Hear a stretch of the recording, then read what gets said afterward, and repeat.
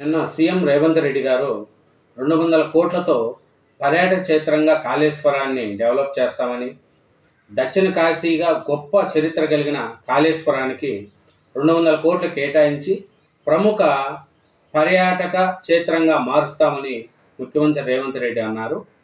దీన్ని master plan వేసుకోవాలని దేవాదాయ శాఖ మంత్రి సురేఖ గారికి, కార్యదర్శి శైలజ ఆయన రామయ్యర్లు మాస్టర్ ప్లాన్ చేస్తే 2027లో జరిగే గోదావరి పుష్కరాల లోపు పనులను పూర్తి చేస్తామని, కాళేశ్వరాన్ని ఒక పర్యాటక క్షేత్రంగా మారుస్తామని సీఎం రేవంత్ రెడ్డి గారు చెప్పారండి. ఇది సరస్వతి పుష్కర స్నాన అనంతరం రేవంత్ రెడ్డి గారు చేశారు.